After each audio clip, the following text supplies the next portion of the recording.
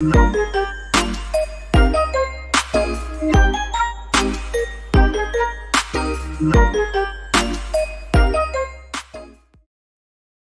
how may I help you? Well, I've been seeing these yellow boxes in front of a lot of houses in my neighborhood.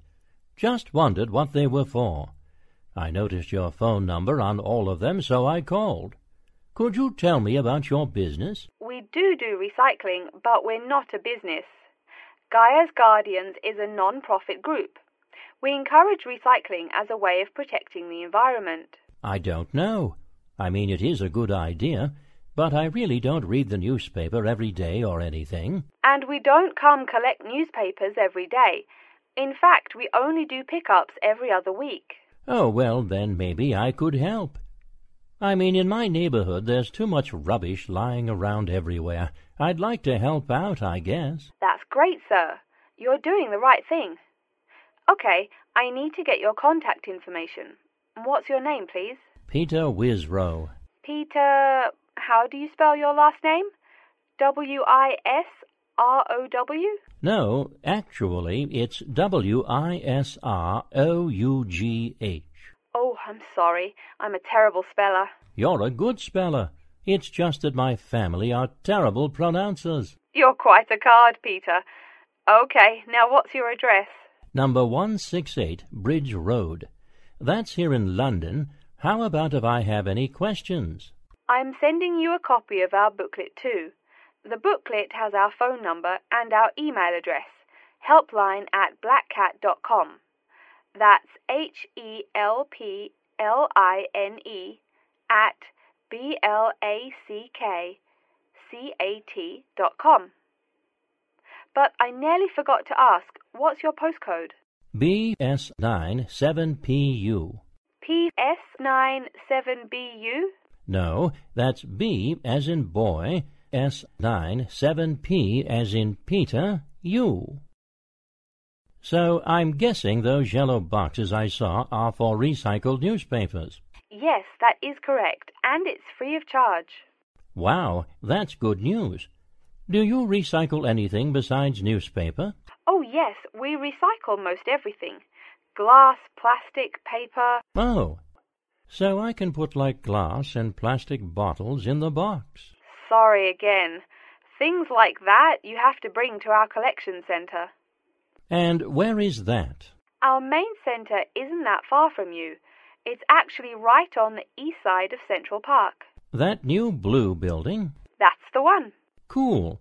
Hey, what's with all those different colored boxes outside that place? Oh, that's for the different materials we recycle. The blue is for metal, the green is for glass and plastics, and the yellow, of course, is for paper.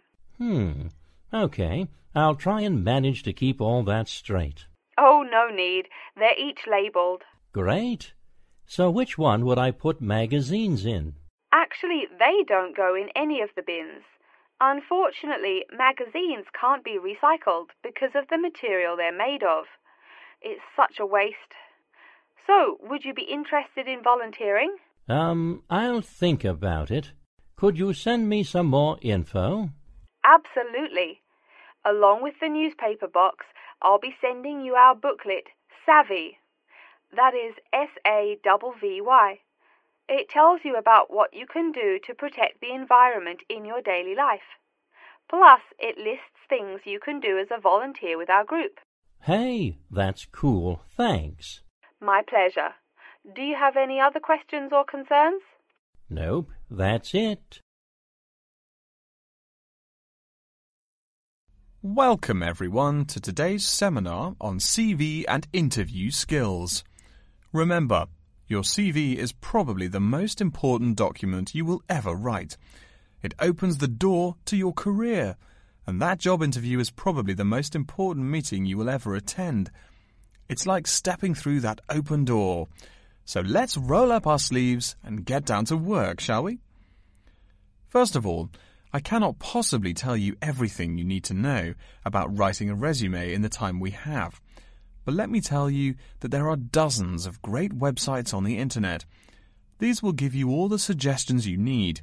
If you look at the paper I gave you, you will see a list of the dozen most popular sites.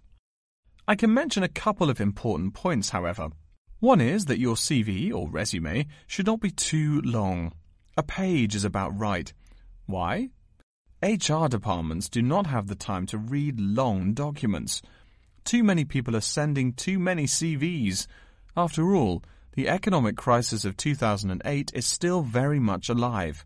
Everyone needs a job now. No matter how short you make that resume, though, you do not want to forget to tell HR how to contact your references. References are people who will give you a recommendation for a job. That's usually an ex-boss or a professor who knows you well. Do not use relatives. I don't care how much your mum loves you. Also, when you send that CV, be sure to include a typed cover letter. A cover letter is a letter where you basically are asking for a job. It's like introducing yourself. Make it brief. The real information about you is on that CV of yours, and please make sure the letter is typed. It doesn't matter if your handwriting is beautiful or not. Companies only read typed letters. Another point about CVs is you should try to have an attractive layout. Maybe use different type fonts or colours to highlight information. Some people include a photo. You can find dozens of examples on the internet. Whatever layout you decide to use, however, avoid all spelling and grammar errors. I used to be an HR manager. If I saw a mistake, that CV went into the garbage. Something you write in a CV is a description of your skills and experiences in an interesting way. Mention training, too. I mean, these are what get you hired. Do not just say, I have lots of experience, or I have many skills. Tell that boss what you did, for what company, and when. Better, tell him how well you did it. Don't just say, I sold houses. Say, I sold £2 million worth of houses in my first year. That is, say something to make the person reading excited and curious. Finally, speaking of CVs, it's sad, but some people actually forget to provide a contact number. That's pretty silly. You wrote a great CV, you have HR dying to meet you, and they don't know how. You forgot your phone number. Oh, sure, if you apply online, they have your email address, but you just showed them you're forgetful. Why are they going to want to talk to you after that? All right, moving on to the actual interview. I'll go over what you need to know by the end of it and what you can discuss and negotiate on later once it looks like you'll be offered the job. First, there's working hours. It's not that necessary to hammer out the hours off the bat, especially since it's easy to come off as lazy when the first thing you bring up is how much you're going to have to work. You can also find out more about possible promotions later on. It is important, however, to get a feel for how much you'll be paid. You should make sure the salary range is commensurate with what you're worth, and if you're not, you can move on to better opportunities. Being sure you're going to make what you want to live on is much more important than issues like your pension. You're all so young that your pension is not going to matter for quite a long time. You should find out about what skills you must know for the job and what they'll teach you. In addition, if the company will provide training, you should find out how long the training period is and whether it is paid. Beware of any jobs that want you to train for a long time without appropriate compensation. Speaking of compensation, find out about holidays as well. Do you get paid vacation time? Are you allowed to take personal days? Do you have to work on national holidays? Once you work out these main issues, you can move on later to details like the location and expected attire and whatnot. Wow, that's a lot of information. Let's take a break so you can think everything over and ask any questions you may have. Don't hesitate to come and see me if you need any clarification on all this stuff. Hello, are you Dr. Lindsay, the returning student's advisor? Yes, that's right. Are you Frank? Your appointment wasn't until 2, but that's okay. Please come in and have a seat. Thanks. I like to arrive early whenever I have anything to do. That's certainly a praiseworthy habit. Let me see. It looks like you've taken a long break from school, and I understand you wanted to have a chat about what you should study if and when you return for further classes. It's such a big challenge. I don't know if I'm crazy for doing this or not. Believe it or not, I know exactly what you mean. Before I began working here at the university, I taught primary school for nearly 10 years. It takes a lot of courage to go back to school. I feel more shy and scared than the primary students I teach. In the schools I taught, I found today's youngsters are very sure of themselves. In terms of intelligence, I have a lot to teach them, and the maturity level of much of my class leaves something to be desired. But in terms of confidence, wow, a lot more confident than I am now, that's for sure. Stop fretting. A brave man is a coward who refuses to run. Let's talk about your strong points. You seem an intelligent man. What is it you would like to study? You see, I've been teaching children for a few years, but I think I'm happier teaching adults. I think teaching students in middle school is much more satisfying because they end up being much more grateful for your work. If I may ask, what got you interested in teaching adults? A lot of things, I guess. I met my future wife back in my first year of college. She always complains that I was more interesting then. She says that now I talk like I'm 7 years old. That's probably from being with children all day. Again, I know just what you mean. My husband used to say the same thing about me when I taught kindergarten. Anything else? Well, yes. Fairly often now I run into former students and we talk. Some of them are getting close to being grown up. I guess I think more and more about how people develop over time. So I'm interested in the results of education, the final stages. I see. Well, coming back to the university can be both difficult and very rewarding. There are some problems unique to returning students, older students like yourself. What do you think is your greatest weakness? Well, I actually think my confidence is getting better. I'm definitely overcoming my introversion and starting to be much more comfortable in front of a class. To tell you the truth, I'm afraid I'm rather behind the times about many things. It's more difficult for me to chase after the popular things youngsters are fond of, such as iPhone, Twitter, if you name it. I think I understand. How old are you, 35? People at your age still go back to school for further education. I was a bit the same way. I mean, I didn't study at university till after I had a family, a husband and one child. My point of view was a lot different from your average 18-year-old girls, I can tell you. Gee, that sounds pretty rough. A family and college? Clearly you weren't unsuccessful, though. It was, Frank, it truly was. My first term at school was extremely stressful. But, excuse me, you're not here to listen to my life story. We're talking about your plans. Is there anything unique I should know about you or your past experience or plans? I'm afraid not. There is nothing interesting about my career or plans. It's really not too impressive. Now, I forbid you to talk like that. This is your one life, and if you're not interested, why bother living it? Don't be so humble, Frank. Okay. My wife says I'm a wimp. Let's talk about your dreams a bit. You want to teach adults, you said. What would you like to teach them? Well, when I first came to college, I really liked languages and literature. A lot of people have told me that for practical reasons, it would be more rewarding to choose business management as my major. But I made up my mind to study liberal arts once I got the idea of going back to school. I must say it's refreshing to meet someone who knows there's more to an education than computers and finance. Let's have a look at the university course catalogue. Excuse me, Dr. Lindsay, before we do that, could I maybe ask you some questions about changes in university life? I think I need to discuss that so I know what to expect. Of course. I'm here to help you. The biggest thing to get used to is the change in technology. Professors present things on huge screens, many of which are interactive computerized whiteboards. You can write on them still and use them like a touchscreen. They're really handy. No more sloppy scribbled notes on the projector. Let's see, I doubt you'll be living in student housing, so I won't go into all the improvements there. Another major change that you'll enjoy is the plethora of resources available for students. As a student, you have 24-hour access to the gym and library privileges that include the use of school computers to scan, copy and print. And, of course, the media library, which contains movies from all genres and most of the movies listed on AFI's top 100 movies of all time. The dining facilities are also not what they used to be.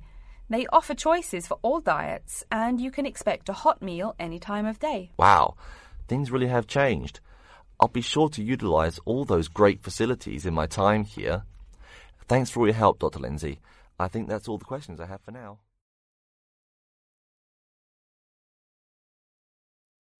Okay, and welcome back.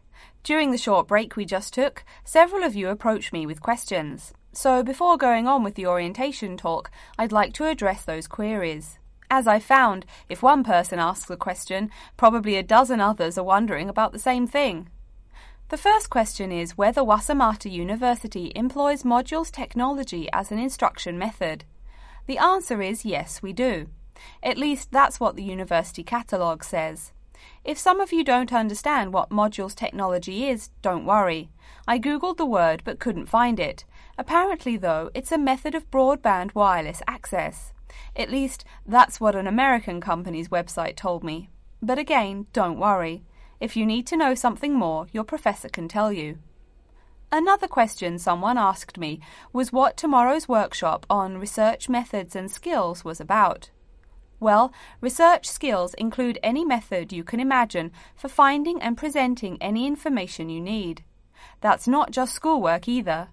Writing English, the native language for most of you, and finding a job are also research skills. And yes, those will be addressed in tomorrow's workshop. As you know, Wasamata University is one of this country's premier universities for the study of the dismal science, economics. Some of you, it seems, want to get a jump on their classmates. During the break, half a dozen of you came up and asked me where to find economics tomes. I know it's odd, but this school's library holdings are divided up between two libraries. Economics books are in the old library. If you look out of the window behind me, you can see it. It's the red brick building. Oh, before I forget, you economics types also need a lot of math, am I right? Well, those math books are neither in the old library nor in the new one. They can be found in the math department building. Why am I telling you this? Doesn't the invisible hand guide economists? Maybe it's good you asked. In 2008, that hand shoved most of the world economy off a cliff, didn't it? Now, I realize that most of you couldn't bring a computer printer or a photocopier from home. So I'm sure you're already wondering where you can copy things like term papers, internet articles, and things like that. I have some good news and some bad news. The good news is that there are a number of places you can make copies. These include both libraries and the Student Union building. Now the bad news. I'm sorry to say, most classroom buildings and academic departments do not have copiers students can use. So most of the large buildings you see around campus do not have copiers for students. The copiers there are reserved for professors and office staff. Oh yes, I nearly forgot to tell you. If you need to have printing done, all the copiers available to students are laser printers. Plus, for your convenience, you can pay using prepaid cards. You can get those in the Student Union building. That just covers the questions put to me. If you have more, please see me during the next break at 2:15. Right now, though, I'd like to start to give you a rundown on the various facilities here on campus. That way you won't get lost so easily in the weeks to come. I've been told that this year's incoming class features a large number of married students and parents. So you must be wondering where to put the baby while you're in class. Okay, right now we're in the Student Union building, right? Remember the big doors in front where you all came in? If you go out of the building, you can see the nursery is just on the other side of this building. It's only about 20 meters away. Convenient, eh? Next, we're all from different places around the country. Some of you are from other countries. That means we're pretty likely to get sick during the first months of school as we expose each other to many new viruses. So where's the doctor? Of course, you need to find the Medical Services Centre, which is on the right as you leave the building. Remember, that's the second building on the right. And if you look out of that window, you can see a lot of antenna and satellite dishes on the roof. So that's what we call the Media Centre. Yeah, I know, I think it's confusing too. The Media Centre is next to the Medical Centre. The chairwoman of the journalism school on the first floor doesn't like it when people who wander in there mistake her for a nurse. Chances are you'll have at least one math class while you're here. That red building there, just outside to the left, is the math department building. I know, it looks about as old as the subject of math, but I assure you that the inside is equipped with state-of-the-art classroom equipment, including interactive chalkboards and surround sound in every room. Oh, can you see the back building there? Yes, behind the media centre. Quite new, isn't it? That's the new library, just decorated. They're back to back, you might say. If you look just to the left of it at the lower, older-looking building, you'll find the old library. It's nice and quiet, perfect for those marathon study sessions during exam week. Since the weather is so nice, why don't we stop looking at our maps but go for a walk around the campus?